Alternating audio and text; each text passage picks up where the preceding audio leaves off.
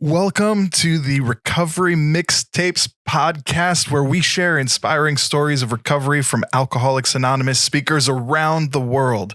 Today, we've got Bob D sharing his incredible journey. And folks, this one hits different. Bob gets brutally honest about standing on a bridge in Pittsburgh, ready to end it all before finding his way to AA. What really struck me was when he talks about that moment of identification, finally hearing people in a meeting and thinking, I'm like these people. That shift from defending against the truth to accepting it is profound. And his perspective on how his worst character defects became useful in helping others, make sure you stick around for that part. If this talk impacts you, hit that like button, subscribe to Recovery Mixtapes, and drop a comment with your biggest takeaway. We'd love to hear it. Here's Bob D. Lord, let me be this place where you'll shine through, that you and I could be one, not two, so I need not worry, fret, or plan, for you want me where and as I am. And if I could just be relaxed and free, you'd carry out your plan through me. I'm Bob Darrell. I'm an alcoholic. I am sober only through the grace of a God that I was at one time afraid to believe in, that I've accessed and maintained in my life through a process outlined in a book entitled Alcoholics Anonymous, the ability to remain sponsorable and a persistent and consistent effort in our primary purpose of trying to forget myself and put help in others before me. And consequently, I haven't had a drink or any mind or emotion-altering medication since October 31st, 1978.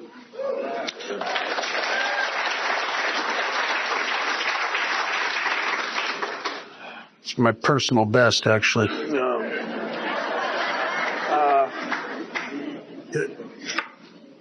I have no idea where I'm going with this. I just pray. I just pray and hope God shows up, because if he doesn't, you're going to get a lot of me, and that's not good.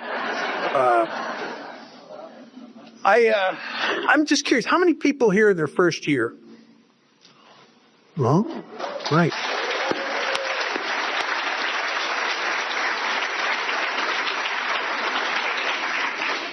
Anybody resentful when you're in your last year and you know it? You're kind of fed up with us? Anybody? No, I wouldn't admit it either. You get group 12-stepped right here. I didn't know what it was like, what it was to have alcoholism. And it's funny, when I was 20 years old, in an institution that I was put into, I was made to go to my first meeting of Alcoholics Anonymous. And I'm telling you, you could have put me on a lie detector and said, Bob, is there any way in the world you could be an alcoholic? I'd have said, absolutely not. And it would have said I was telling the truth. When it says in the beginning of chapter 3 that most of us have been unwilling to admit we were real alcoholics, oh my God, that is such a universal thing. The great lengths I go through mentally to defend myself against this basic truth that's killing me is crazy. I don't want to be an alcoholic. I'll be a drug addict, because that's kind of sexy and cool. There were rock stars that were drug addicts. I'm good. Sign me up for that. That's cool. I'll be a mental health case, because if you're a mental health case, you get pills and sympathy, and I like both of those. But I don't want to be an alcoholic. There were alcoholics in my family, and they were obnoxious and pathetic, and just everybody just talked behind their back, and I don't want to be like that. But I am. And I don't want to be an alcoholic, and what I want has nothing to do with this at all. And I was in this treatment center, and for various years, throughout the early 70s, I'd end up in these institutions and go to an AA meeting and go around the room. You know how they do. And everybody says, my name's Joe, I'm an alcoholic. My name's Harold, I'm an alcoholic. So you get to me, and I'm saying, my name's Bob, and I'm an alcoholic. But I don't believe that.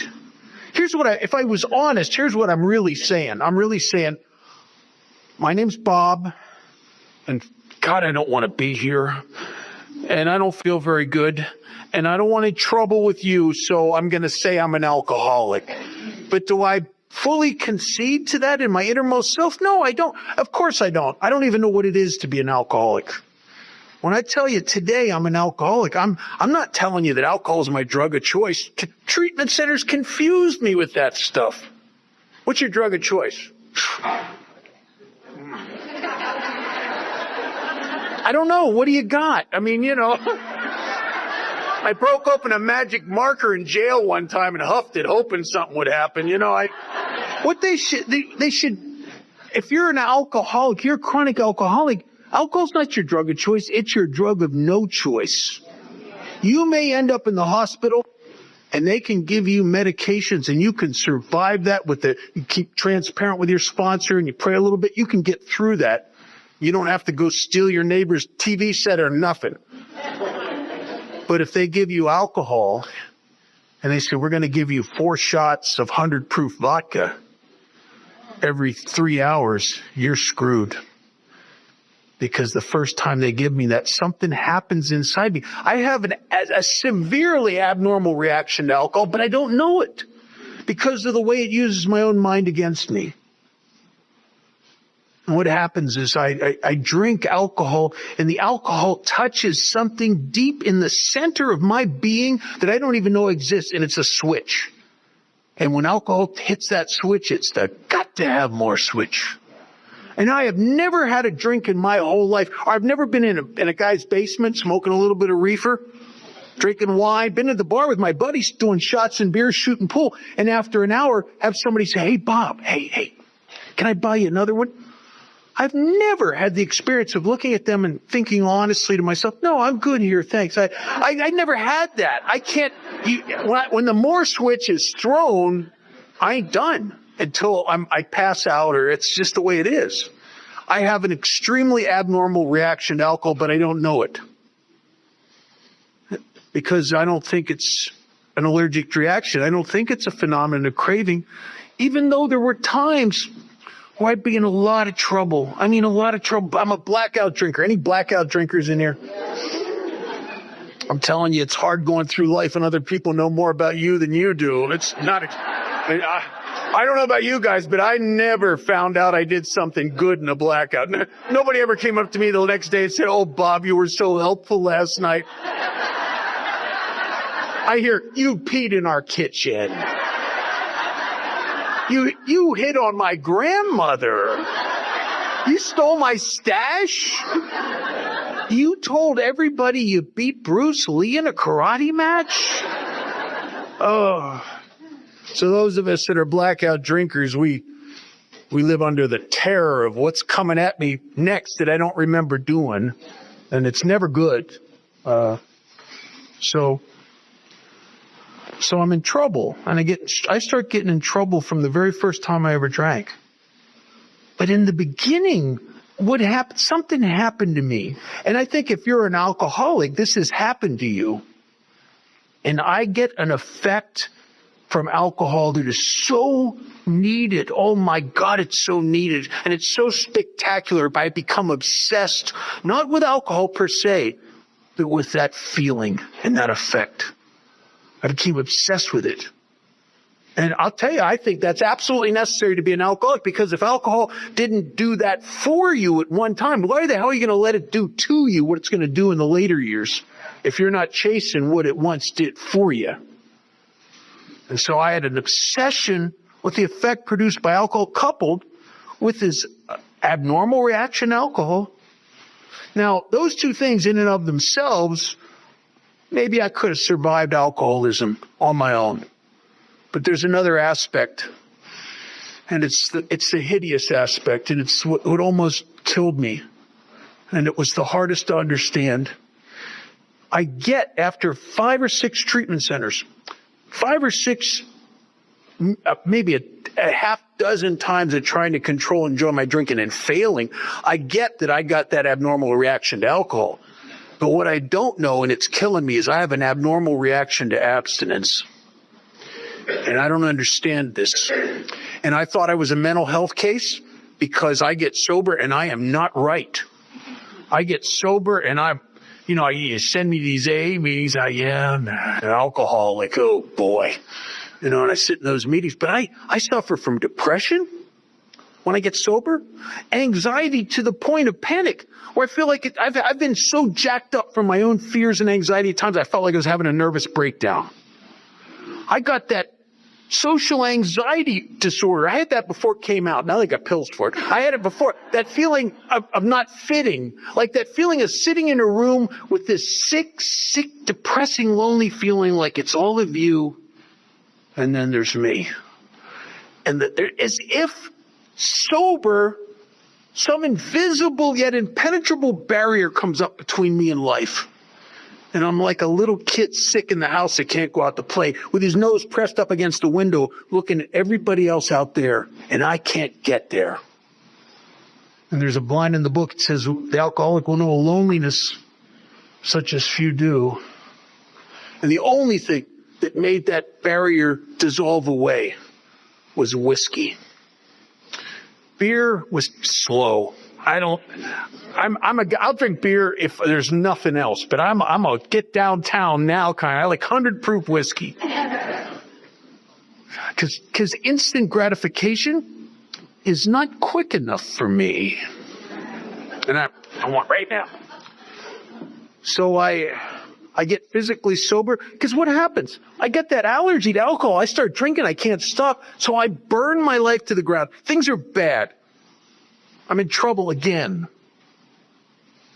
And so I go into a detox and I swear to myself. Sometimes I get sober in jail and I swear to myself, and I mean it, man, I mean it. I'm not stupid. Don't lecture me on this stuff. I understand, and I'm never going to touch it again. And there were times when I don't think a human being could be any more sincere about that than I was. And what I didn't understand is this abnormal reaction to abstinence starts working on me. Day in and day out, and week in and week out, and month in and month out. And it doesn't matter what's at stake. It doesn't matter that prison's waiting for me with a bad UA. It doesn't matter the promises I've made to myself and other people I care about. It doesn't matter, because I just get it up to here with being sober. And when that happens to me, it's done. Stick a fork in me, because I'm going to go drink. And nothing could make me stop. And so I got this alcoholism. It's a bad deal. I start drinking, I can't stop, and I ruin my life. I get stopped, and I can't stay stopped because abstinence is not good for me. I mean, I had this big secret. I didn't even want to admit it to myself. It's so pathetic. But the secret is, without the effect produced by alcohol, I'm nothing. I'm nothing. And I hate that about myself. But it's painfully true, because every time I get sober, I just feel stuck up inside me. I can't fit out here in the world with people. I can see you. I just can't get to you. Other people seem to have this ability to have relationships and connections with people. I can't get that. When I was drinking, I could get it, but I can't get it sober. I can't wish the depression away. I can't wish the anxiety away. I can't wish any of this stuff away.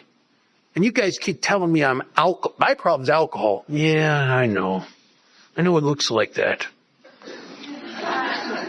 But when you got all these other problems, money problems. I had money problems. Can't hold on to it. I got job problems. I can't work. I've worked at a lot of places. And sometimes when I get a new job, it's a good new, I like it. This is the job. What is it about me that within 2 weeks, the people I work for are stupid? You know, what is that? And I'm the guy that's leaving.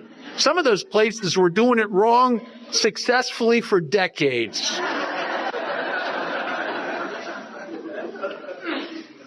I have family problems. I didn't need to do those things to my mother and father, but I did. And they won't have anything to do with me anymore. And that rides me. That guilt and shame and remorse rides me. And I can't get out of my head.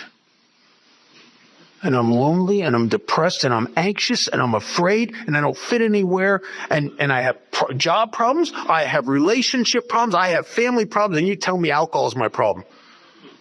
Well, yeah, kinda. But my alcoholism hides in a forest of other problems that the alcoholism actually creates. And I don't know that. You know how you know that? Talk to people that got sober with all the problems I had, and what happens to them after they're 5 years sober. Where'd those problems go? I don't know. I didn't work on them. I just did AA. And they just dissolve away. There's a great line in our book, and I know this is true. It says, when the spiritual malady is overcome, we straighten out mentally and physically. Maybe what that means is I only ever had one problem that looks like other problems, but I only have one problem. It's a sickness of my being, a disconnection. There's something wrong with me, and so I drink because at one time, alcohol was the most immediate and the most effective treatment for all this internal crap that's wrong with me. But you can't tell anybody that. You're sitting in front of a psychologist or a doctor somewhere, and you can't say, and he's telling you about, you got to quit drinking. It's going to kill you. You're going to have liver damage, all that stuff. They tell you, and scare you. You can't. So, yeah, but I don't feel good when I'm sober. Well, just get over that, kid. I can't get over it. It works on me. And I don't know what it is to be alcoholic. I think it has something to do with alcohol and maybe a combination of alcohol and drugs. But what alcoholism is, chronic alcoholism, it's really, truly, it's a sobriety problem. And that's what kills guys like me. And I don't understand it. I get sober. I'm trying to work on one of two things, because if I can fix one of two things, I'm going to be okay. If I can fix my drinking, maybe with the right mix of right kind of drugs in there, maybe I could get back to partying like I did when I was 17, 18 years old. I mean, if I could do that, oh my God, I wouldn't need AA, wouldn't need nothing. That'd be it. That's it right there. But I can't. Once it turns on you, there's never been a recorded case of a chronic alcoholic that turned it back. Or if I could treat my abstinence, if I could find the right medications, or the right therapist, or the right girlfriend, or the right job, or the right something, for God's sakes, so I'm okay sober, then I won't have to go back to the madness. But I failed, and I failed, and I failed my way into Alcoholics Anonymous. Is there another way to get here? Al-Anons will say, well, just go.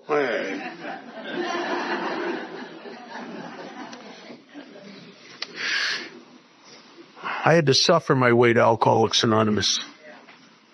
And I don't know another way to get here. Every once in a while, you'll see somebody that comes into AA and they're just doing well and they're happy. I'm so grateful to be amongst people of my type. And it's just, this is wonderful. And I just want to shoot them. What's wrong with you? I mean, why are you here? You evidently don't suffer from alcoholism when you stop drinking. Maybe you're an acute alcoholic. And I think there's acute alcoholics. Our book has a section where it talks about the hard problem drinker and then the real alcoholic. And the hard problem drinker looks like us. I mean, most doctors would diagnose him as an alcoholic. The book says he drinks habitually. He has the habit badly enough that it gradually impairs him mentally and physically. Not good. It even goes on to say he may die a few years before his time. This is not good. But then here's the difference. Here's the rub. That guy, he comes to his senses. If he realizes this is hurting him, for a sufficiently strong reason, he can stop or moderate on his own. And I've met those people. I've met the people that when they quit drinking, they're fine. Oh, problem's over. And they think guys like me are fanatics. You go to all those meetings, you do service, you work this.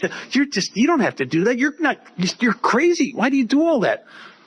I look at them and go, why don't you do all that? Because you don't have what I have. And if you're new here, your life depends upon you understanding truly and genuinely the hand you're dealt here. Because if you try to play the hand of a problem drinker, you can die of alcoholism here. And if you are a problem drinker and you play the hand of a chronic alcoholic, the steps aren't going to hurt you. Service isn't going to hurt you. You might be a nicer guy for it. And it's better to err on that side of the equation.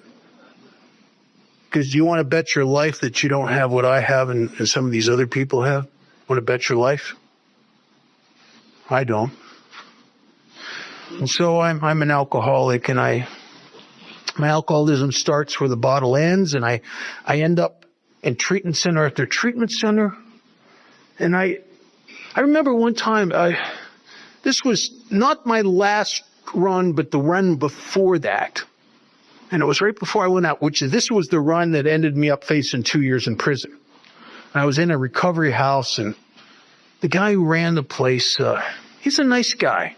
Not an alcoholic, he's a professional. I think he had an MSW in counseling or something of that nature. And he's there because he wants to help people. And I guess I didn't look happy, joyous, and free, I suppose. And he comes up to me one afternoon. I'm sitting in the day room watching television. He comes up to me and says, Bob, what's wrong?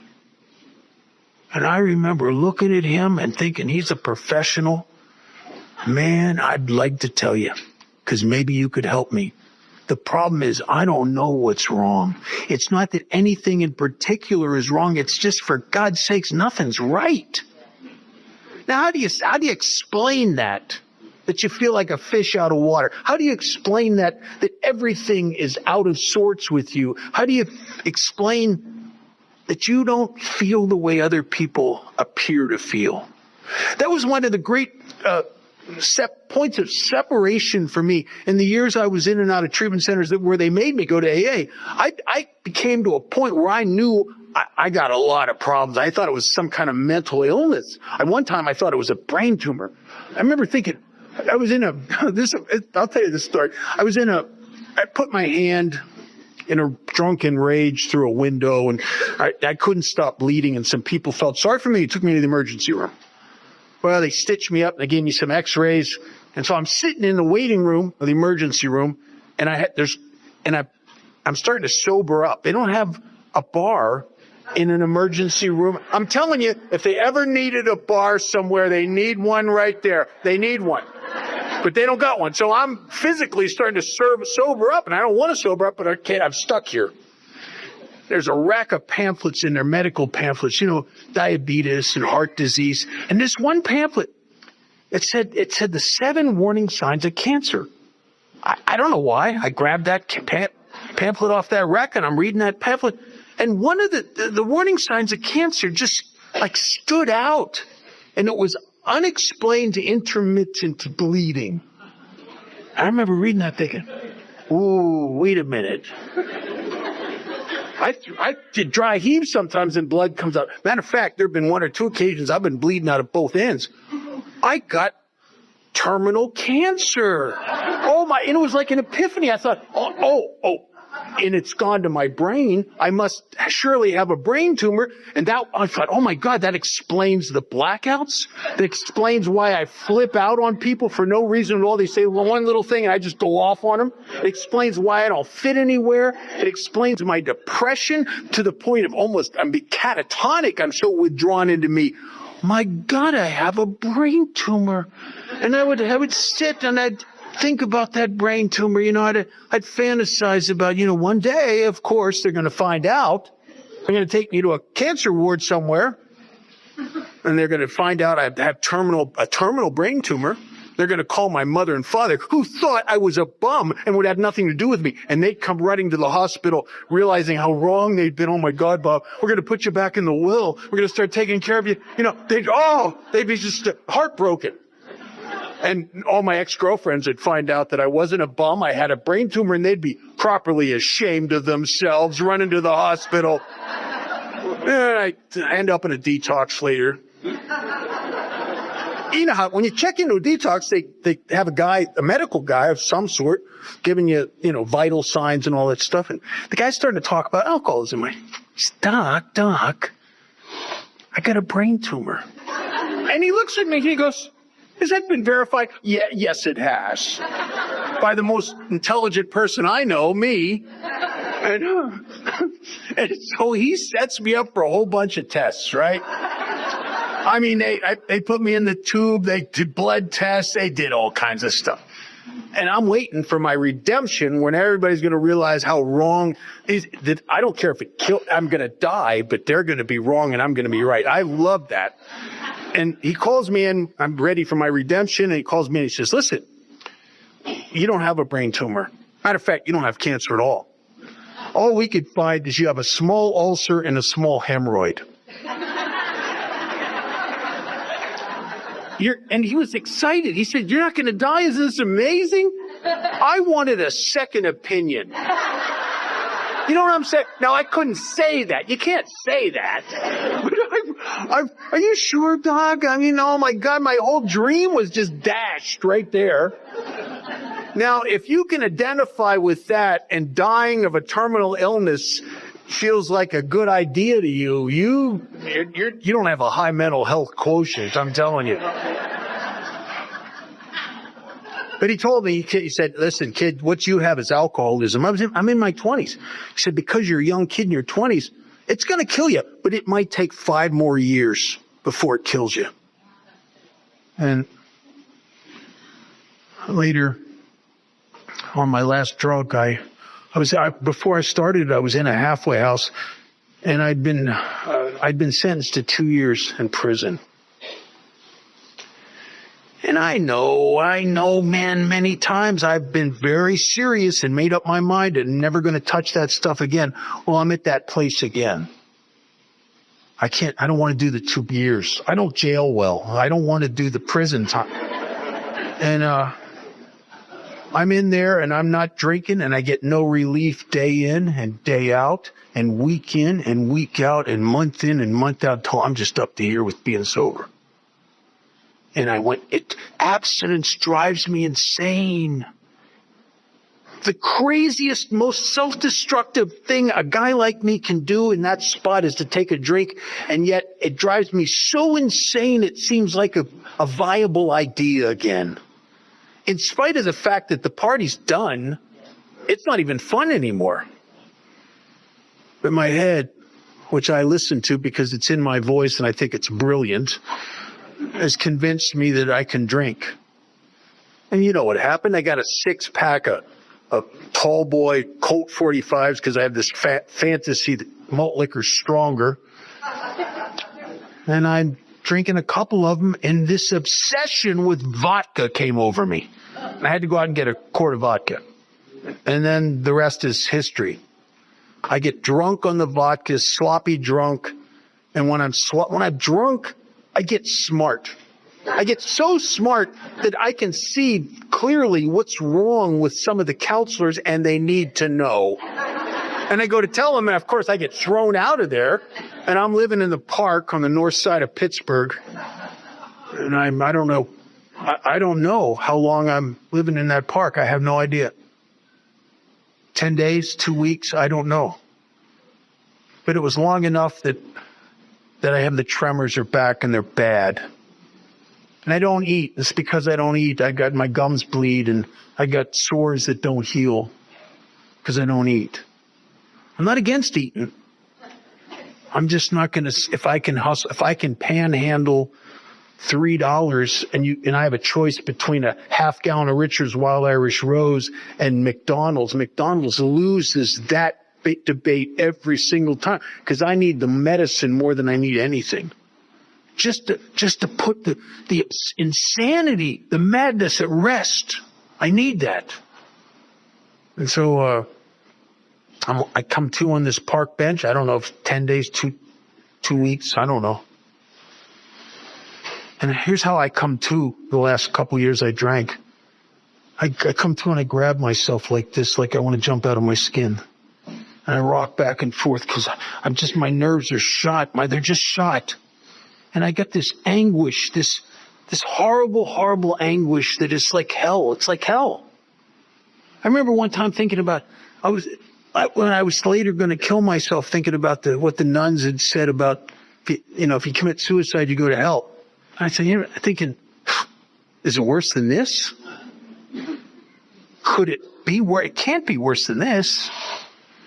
And I sitting on that park bench, shaking it out and thinking about that doctor and saying 5 more years. And the idea of 5 more years the way I am just snapped me inside. I can't do this.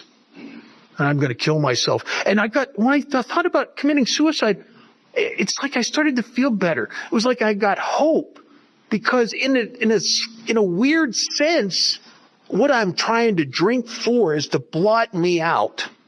And maybe death is really what I'm looking for anyway. The ultimate, let's blot Bob out, Let's get it over with. Let's shut her all down. I felt better. I had hope. And I went to a bridge on the north side of Pittsburgh, and I went there to kill myself. And I'm out on that bridge, and I'm looking down below. There are these railroad tracks on the side of the river. And this horror gripped me. And I got one of those kind of minds that just torments me, And what gripped me wasn't a fear of dying. I'm not scared of that. Absolutely not. This might not be high enough. And with my luck, I won't die. I'll end up paralyzed from the neck down. I'll lay in some charity ward when Dawn and Jerry and Harold will bring their newcomers through there, and I'll be paralyzed from the neck down. They'll be saying, well, Bob's what happens to you when you don't find God in our beautiful 12 steps. And I can't even give them the 1-finger salute because I'm paralyzed.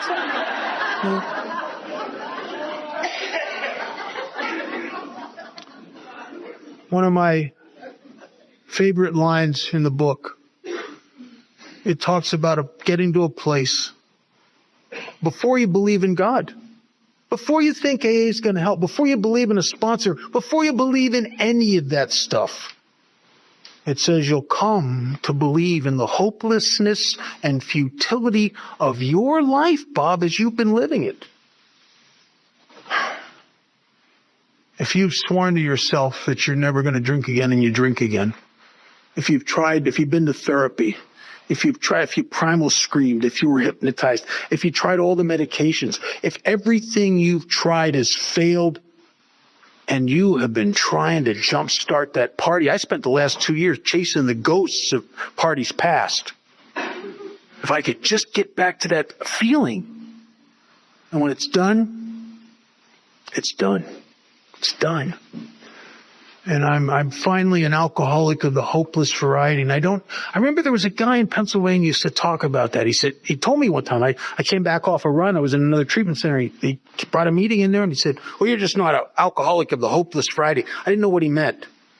Because you're not hopeless about getting her back or that back. I lost hope about the most important thing in my whole universe. And that's the effect produced by alcohol. You get to a place where you can drink this stuff until it kills you, but you'll never, ever get free again. And that is a hopeless spot. Because without that, what am I going to do? I'm nothing. I'm nothing. And so I'm looking down. I'm so afraid of not dying and end up paralyzed. I'm telling you, I suspect, and there's no way to prove this, and I don't want to get back on that bridge to prove it, but I suspect if there was a plaque on that bridge that said, everybody who jumped from this place is dead, I'd have been in the air. I'm not afraid of dying. I'm afraid of that.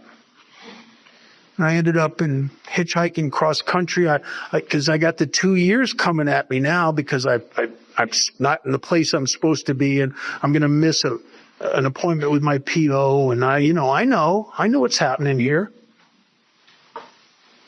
So I was hitchhiking, trying to go to California because I don't know what I had this in my mind about California. It's like some kind of promised land or something. Like it's warm. You could sleep on the beach in California. I almost froze to death a couple times in Pennsylvania and up in Maine and New York. You get thrown out of a halfway house in February, you got a problem. And I thought, I'll get to California. I can survive the coming winter. And Capitol Records is out there. I might be a rock star. You know, if you're in a dream, you might as well dream, you know. I never made it to California. I was in a van with a bunch of degenerates that had just ripped off a whole bunch of people in Pittsburgh, and they were going to California. And they rolled through Vegas because the one guy also, in addition to drugs, alcohol, he also had a gambling problem. And he rolled through Vegas and made a stop. And I was at that bad place. A lot of people don't understand this because they say that only 5% of people with alcoholism ever get physically addicted to alcohol, but I was one of that 5%. And after a run of a while, I get to a horrible place where I have to get some of that medicine in me, but my body won't take it no more. And I drink that cheap wine, I throw it up, and I drink more, and I throw it up.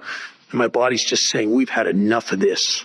And that is a frightening place to be at because you know if you don't get a certain amount of this stuff in it, you're in trouble. And it was time I talked to a guy in a uniform, an officer of some sort downtown, right off of Fremont Street, and he helped me get to the county hospital. And from the county hospital, they did a search on my Social Security number, and they found out that my dad, who would have nothing to do with me, but he was very high up in state government. And he still carried me on his hospitalization, his Blue Cross and Blue Shield. And they found out I had that. They shipped me over. A place had just opened for the exclusive treatment of alcoholism, but you had to have insurance. When they found out I had insurance, they shipped me over there. And man, I was sick. I think I was probably 10 days in detox, and most people it's 3 to 5.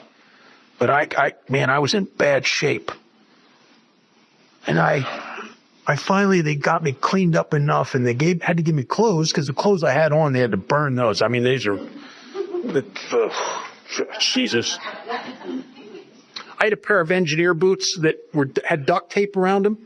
I'm telling you, you could take those off and use what was inside as a chemical weapon. I mean, it was what? Clear a room. It was bad.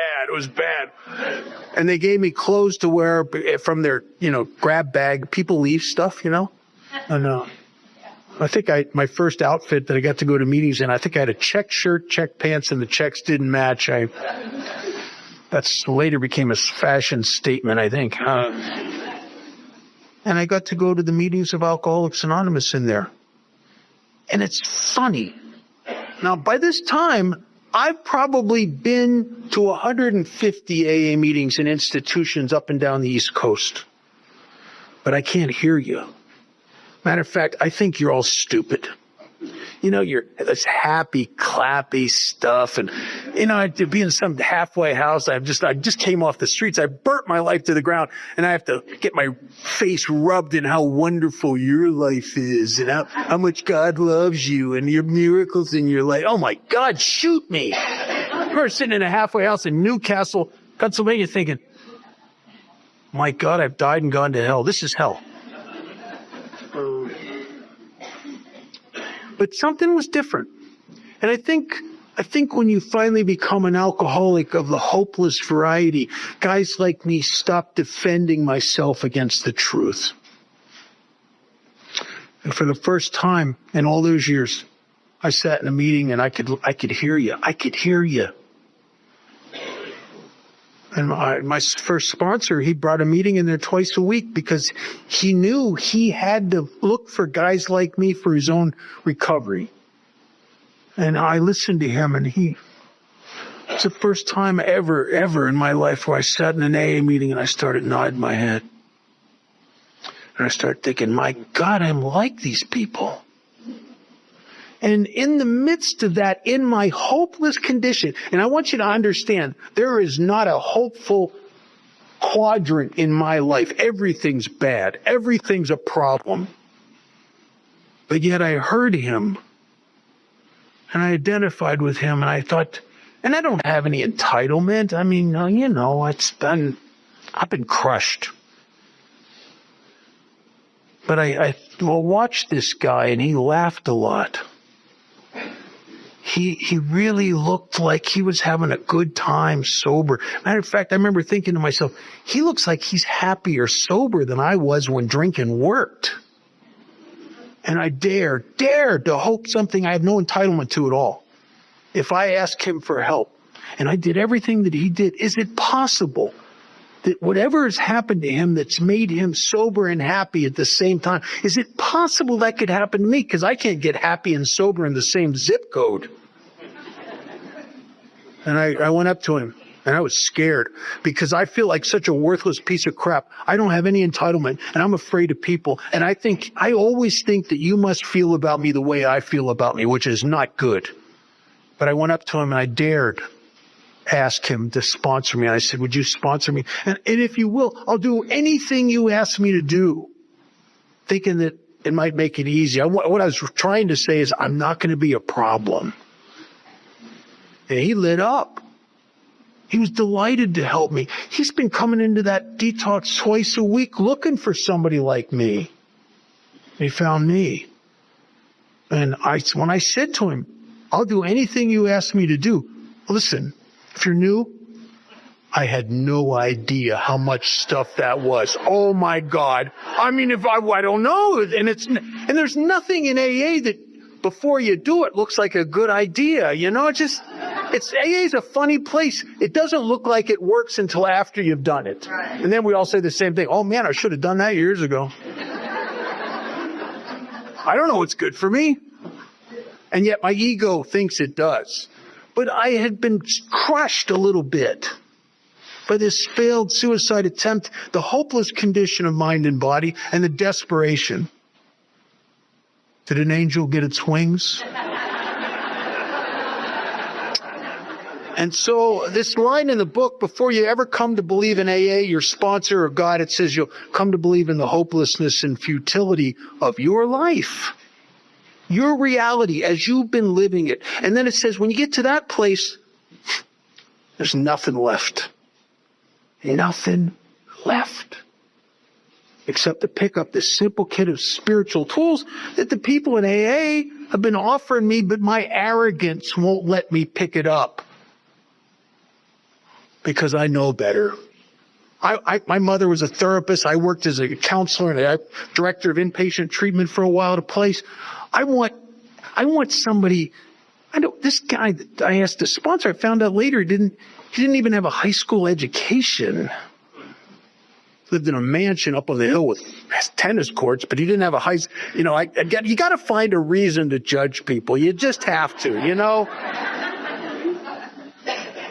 But I always fancied that if I'm going to get help, it's going to be from somebody with 3 or 4 doctorate degrees, because someone of my complexity and depth would need that. The idea that some salesman could help me, some bartender, that somebody who with no education could help me, and you could help me because you knew more about me than I did. Because you'd done the work and you worked the steps and you were properly armed with the reality of your condition and consequently mine. We all die here thinking our case is different. But if an alcoholic who's done the work, he knows more about you than you do. And they knew more about me than I did. And it was amazing. My first sponsor, I'd be talking to him about something and he'd just say something and it just almost knocked me over. How does he know that? Oh, you're just afraid. Oh, yeah, I am. How'd you know that? Well, because he knows how he is wired, and consequently he knows how I'm wired. And we all get here believing that our case is different, to find out that a blow to the ego that we're kind of commonplace here, you know? We're just mediocre alcoholics, self-centered, selfish, obsessed with ourselves. We come in here just wrapped up in ourselves, dying of loneliness because I got too much of me on me and I can't get free. And I have alcoholism. The depression, alcoholism. The fear and anxiety to the point of panic, alcoholism. It all comes from an obsessive self-concern and an obsessive self-focus. I just was talking to a guy the other day. His counselor wanted to put him on medication because he's depressed. I said, listen, you told me about your life. You should be depressed. If you weren't depressed, you'd have some kind of mental illness that we got nothing for here.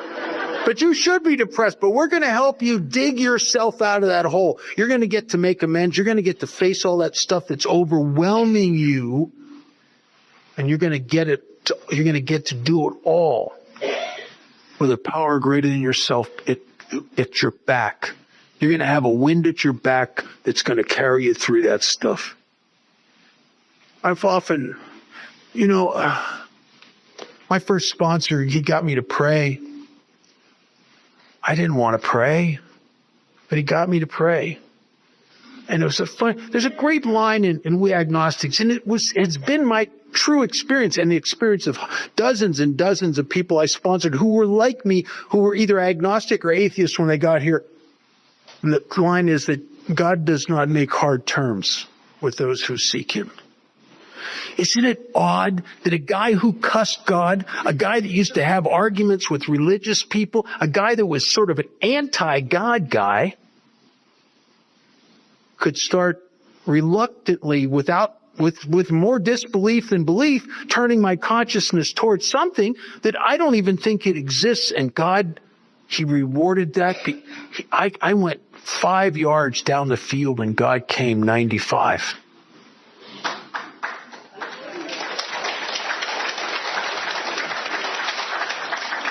God does not make hard terms with those of us that seek him.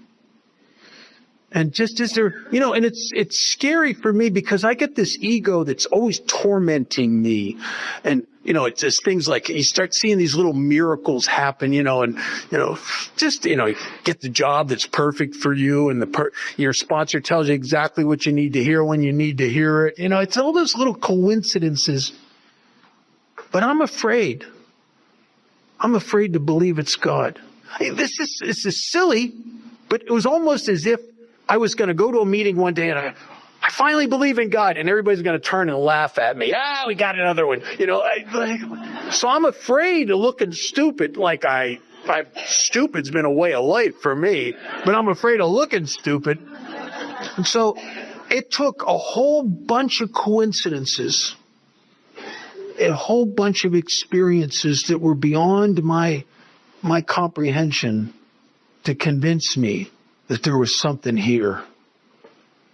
I go to Europe often. I sponsor guys in London, and I've been going over there usually for a week or so every summer, and I've been doing that for maybe 30 years, I guess.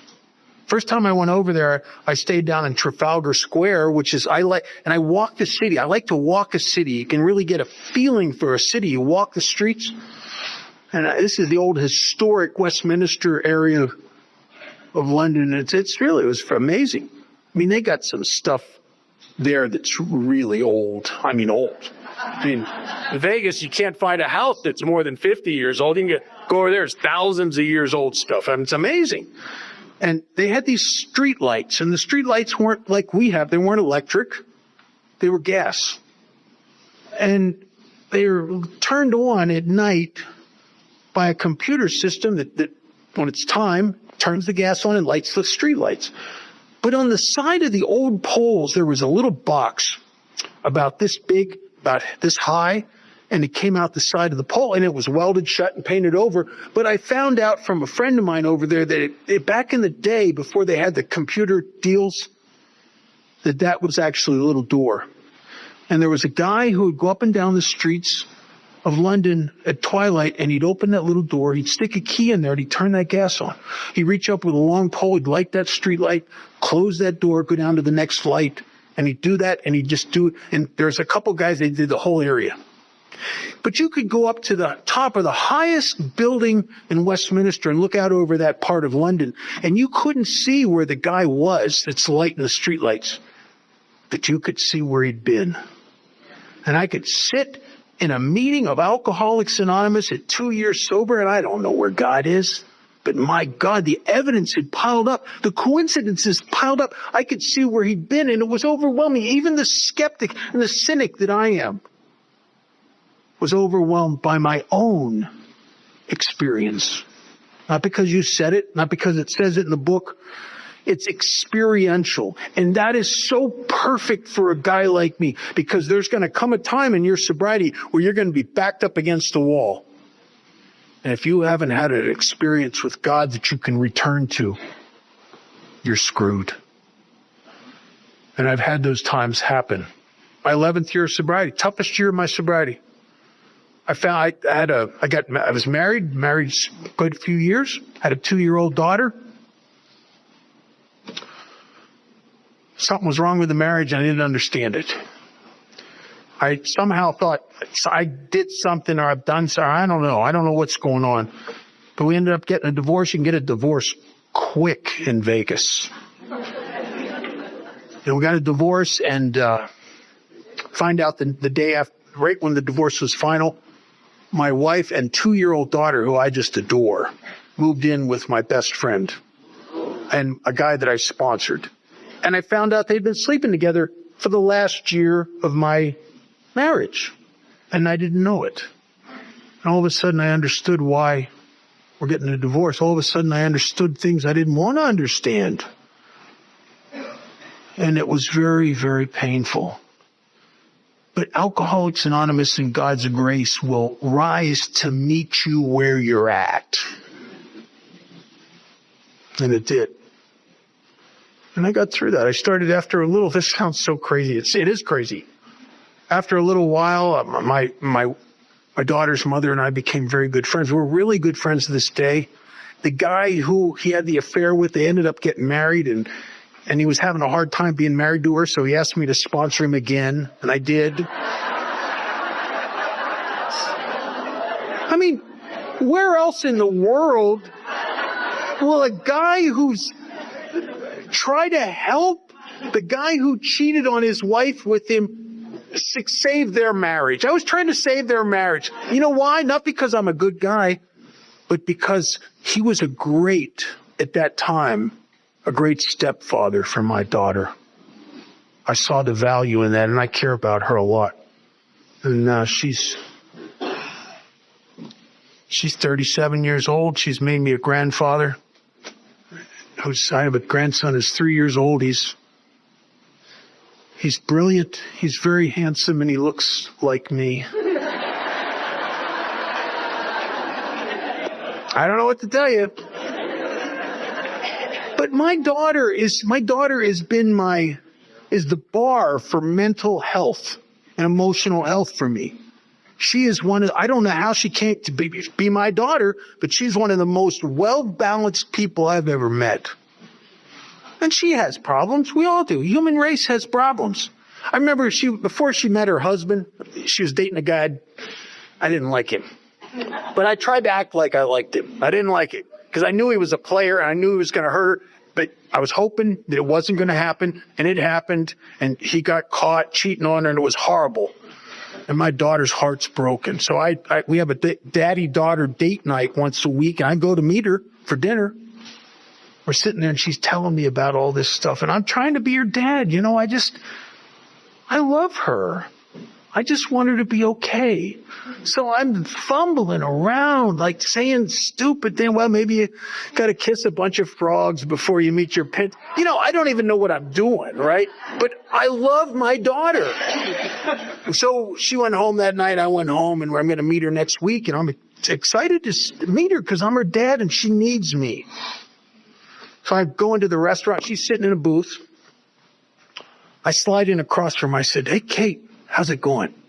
She says, "Great, Dad." I thought, God, she's brave. I said, "No, Kate, how's the relationship breakup? How's that going?"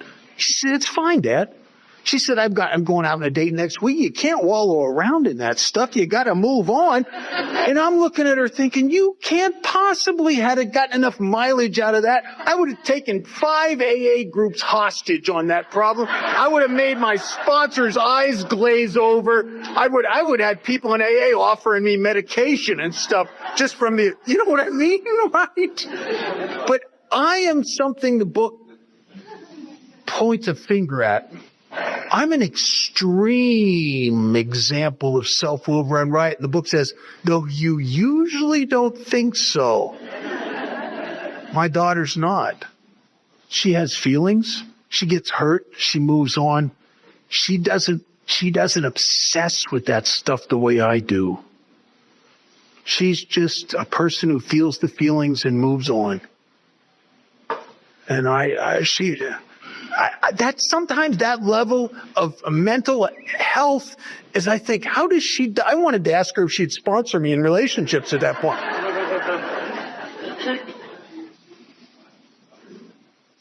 But I love my daughter, and I'm glad she's the way she is. But I'm grateful I have alcoholism. It gives me purpose in my life, a divine purpose. I'm flawed in ways that make me uniquely useful to people like me.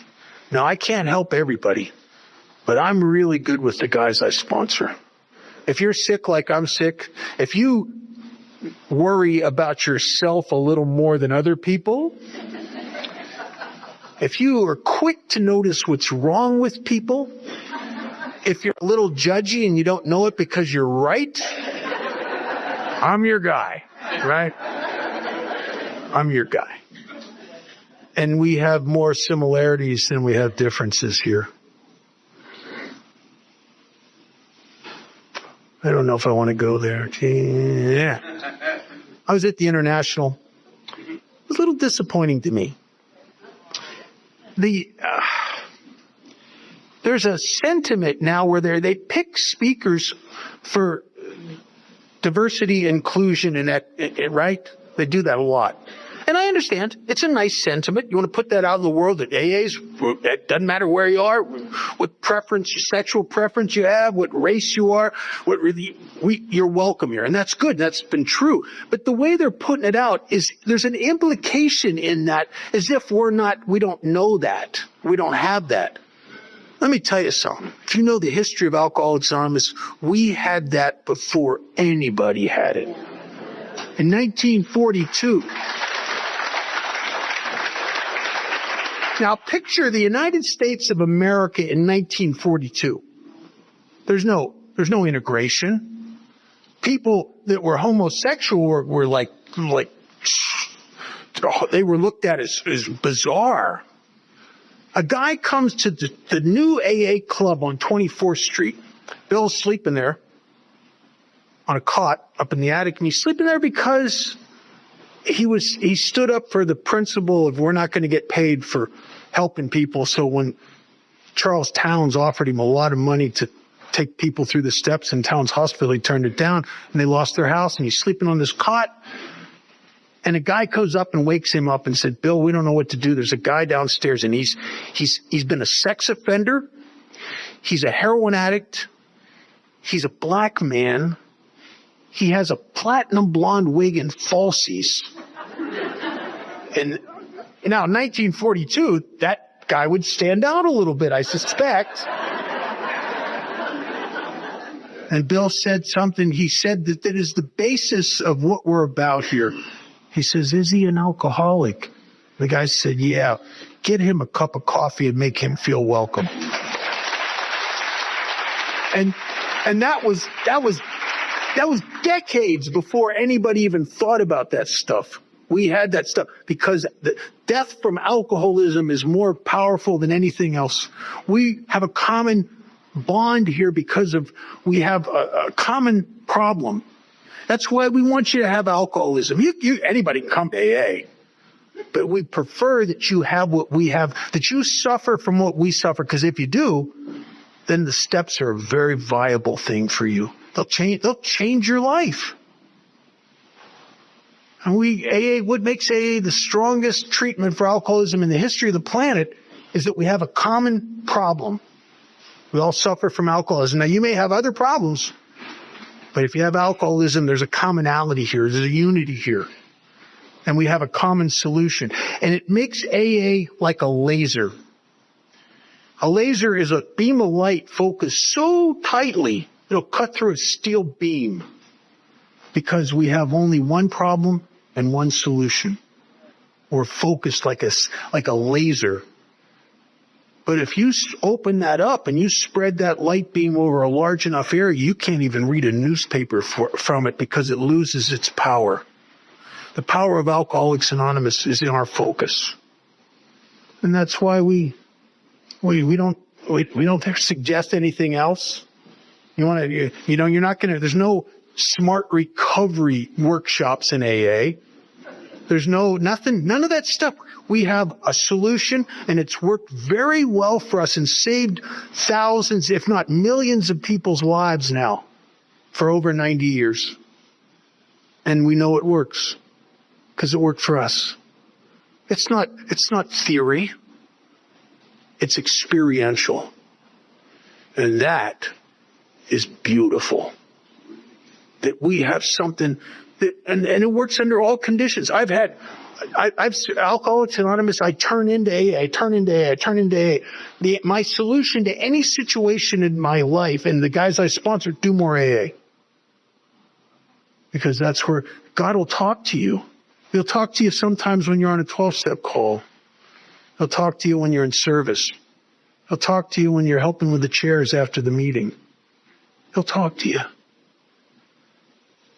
You come here and you surrender, buckle in, because you will be contacted here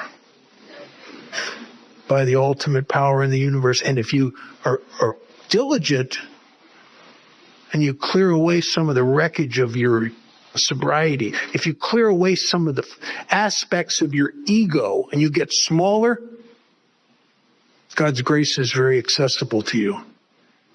It's not very accessible to big shots. And AA is the only organization on the planet where you can come in a big shot, and if you're lucky, you'll work your way up to servant.